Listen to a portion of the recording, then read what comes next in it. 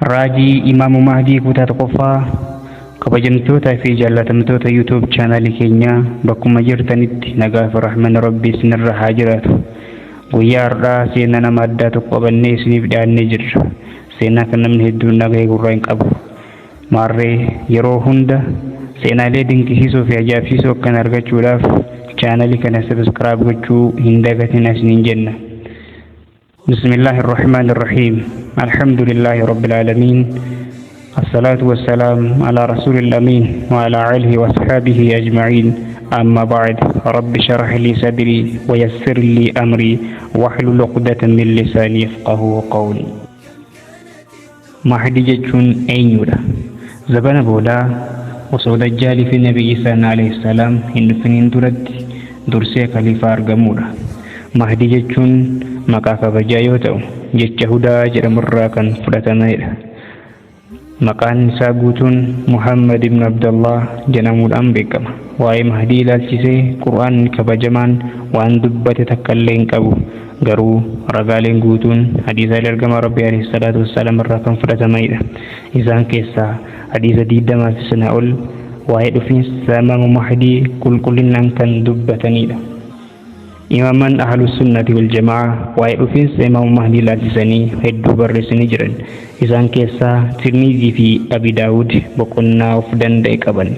Ergamaan Rabbii alayhi salaatu wassalaam qiyaamaan dhaabbachuuf osoo guyyaan tokkollee hafee Rabbiin warra kiyyaarraa nama maqaan isaa maqaa kiyyaan ol fakkaatu, maqaan abbaa isaa maqaa kiyyaan ol fakkaatu kaasee dachee zulmii fi badiin guutamte osoo hin qulqulleessin hin hafu jechuudhaan dubbatan. Akkuma hadiisa kanarraa hubannutti Mahdiin warra Rasuula Rabbii irraa ta'uu isaati. Nabi Muhammad alayhi salaatu wassalaam al-Mahdi minna ahlu beeti. Mahdiin nurraa warra mana kiyyaa irraa jechuudhaan dubbatan. Ummu Salmaan radiyallahu anha haati mana ergamaa Rabbii akka ergamaa Rabbii irraa odeessitti Mahdiin ijoollee Rasuulaa keessaa karaa hidda dhiiga dhaloota Faaximaatiin kan argamudha. Beekaan Islaamaa Ibn al-Qayyim hadiisa kana yommuu ibsan Mahdiin sanyii Hasan ibn Ali ibn Abi Taalib jechuudhaan ibsan.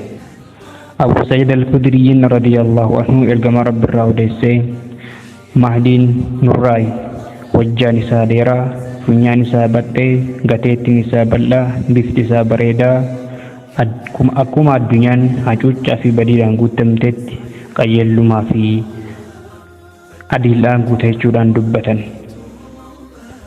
Iddoo Imaamu Mahdiin irraa dhufu irratti ragaaleen garaagaraa ni ibsaman.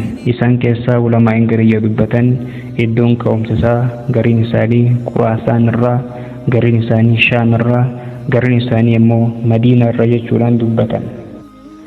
Ibnu Kasiir hadiisa kana yommuu guduunfan iddoon ka'umsa Mahdii Madiinaa irraa gara Makkaatti deema.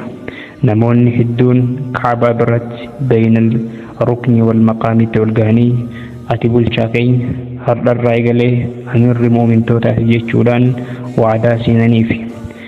Imaamu Ahmad akka jiranitti Mahdiin amirummaadhaaf yogguu filatamu kaayyoo fi yaada amirummaa of keessaa hin qabu. Garuu Rabbiin subhaanahu wa ta'aalaa yuslihu Allahu fi layla halkan takkattiin isa guuta, halkan takkattiin isa qajeelcha jechuudhaan dubbatan. Ibnu Kasiir yommuu ibsan Imaamu Mahdiin kanaan dura qophii takka illee waan hin qabneef akkasumas leenjii amirummaa illee waan hin qabneef Rabbiin dandeettii isaatii isa qarqaaree dandeettii amirummaa fi dandeettii bulchummaa illee isaaf kennee jaalala diinii onna isaa keessatti darba. Mahdiin erga khaliifummaa fudhateen booda biyyoota Islaamaa qorannoo fi qo'annoo irratti adeemsisuudhaan gara qaroomaa fi eenyummaa duraatti ni deebisa. Sanaan booda akkuma Bukaarii fi Muslim gabaasanitti lola guddicha maqaan isaa al-Malhamatul Kubraa jedhamu yeroo xumuraatiif Roomaanota wajjin ni adeemsisa. Biyyoota kanaan dura hin banamin ni banan. Sanaan booda Muslimtoonni iddoo Daabik jedhamtutti injifannoo guddaa gonfatan. Sanaan booda immoo injifatamuun hin jiru. Sheekh Umar Suleeman akka jiranitti lolli kun miidhaa fi diigama hedduu gaggeessuu irraa kan ka'e qaroominni har'a addunyaan qabdu kan akka meeshaalee waraanaa gurguddoo akka taankii, misaayila, qawwee fi kan kana fakkaatan addunyaa irra ni dhabamsiifan. Sanaan booda addunyaan meeshaalee waraanaa aadaa kan akka eboo, wantee, xiyyaa fi yaabbii fardaa fayyadamuu eegalan. Mahdiin lola taasiseen injifannoo olaanaa gonfatus yeroon kaluu qiyaamaa waan taateef rakkoolee gurguddootu isaan mudata. Isaan keessaa bahiinsa Dajjaalii, Yaajuujii fi Maajuuj boollatti cufaman keessaa ni bahan. Fitnaan guddaan uummata Islaamaa irratti ni dhalata. Yeroo kana Rabbiin Subhaanahu wa Ta'aalaa qarqaarsaaf Nabi Isaa isaaniif erga. Akkuma hadiisaan dubbatametti Nabi Isaan alayhi salaam salaata fajr irratti gara samiirraa gara dachiitti gadi bu'a. Nabi Muhammad alayhi salaam akka jiranitti Mahdiin Nabi Isaan kottuu nuun salaati jedhaan. Nabi Isaan alayhi salaam isin amiira ta'uun mallattoo qiyaamaati waan ta'eef akkuma eegalteen nuun salaati jedhaan. Nabi Isaan Mahdii duubaan hidhatee salaata isaa itti fuufa. Sanaan booda Nabi Isaan muslimtoota wajjin ta'uudhaan Yaajuujii fi Maajuujiin qarqaarsa Rabbii olaaniitiin dachii irra ni dhabamsiisan. Muslimtoonni waggaa 7 lafeelee Yaajuujii fi Maajuujiitti xiyyaa fi wantee godhachuudhaan itti fayyadaman.